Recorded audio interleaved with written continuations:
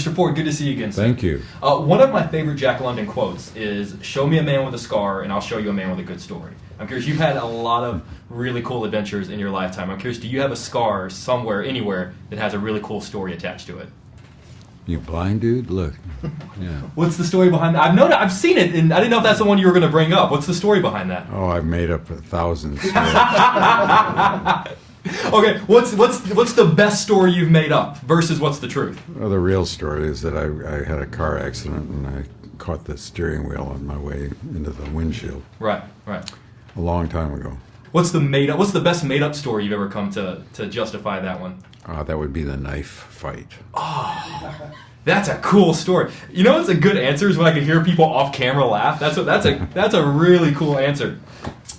So there's something about movies with dogs that just affect me and hit me differently than other movies, and I think because I think of my own. This is my dog Daenerys, who I rescued from a shelter in Chicago, Paul, Chicago, and Pitbull. Pitbull mix, Shepherd mix. And I know that dogs are a big part of your life, and I believe rescuing dogs as well. I'm curious as to why that means so much to you and how that's had an impact on your life. We've always had rescue dogs. It's obvious, you know. They're in danger, and if you're looking for a dog, that's a good place to look. And I'm grateful for what the people who run those shelters are able to do. They put a lot of energy in trying to find homes for dogs, and that moves me. So, but I've had a lot of dogs. They're very important to our family. Yeah. It's a cliche, but I always tell people that my dog, I didn't rescue my dog rescued me. It was the best decision I've ever made in my entire life. Yeah. I don't often do this, but I figured this was such a big deal to get to sit across from you, so I solicited fan questions and asked people, I know, before you give me that look. No, I'm not giving you a look. So I asked people, did anyone have a question for Mr. Harrison Ford? And a guy named Mark Hamill tweeted me back, and he said, ask him if he was born cool or did that come later?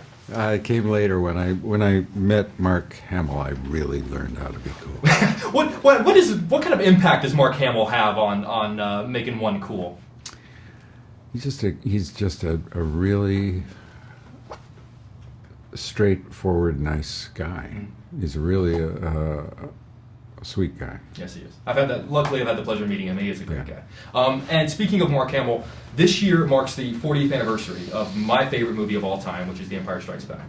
And within that film, you have what is my favorite line in the history of movies, which is, I know. I'm curious as to, I've heard 1,000 different rumors as to where that line came from, specifically that you're the one that came up with it because the original line didn't fit the character. I'm curious if you would just tell me what brought that line to you to make you go, no, it's not this, it needs to be this. Well, it was just that I thought that there was a more fitting character line. Carrie Fisher's "I'm about to be frozen in kryptonite." You're familiar with the situation. I am. Carbonite. Kryptonite, carbonite. I mean, Six half dozen. I just work here.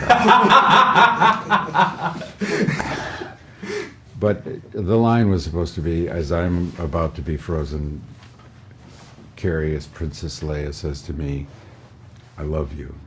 And I say, I know. Now that has character value to me.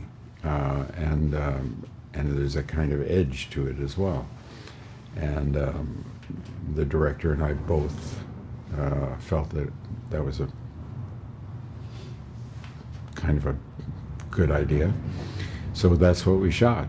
And George was afraid, George Lucas, the producer of the film, was afraid that it might lead to a bad laugh, a laugh that was incongruous to the situation.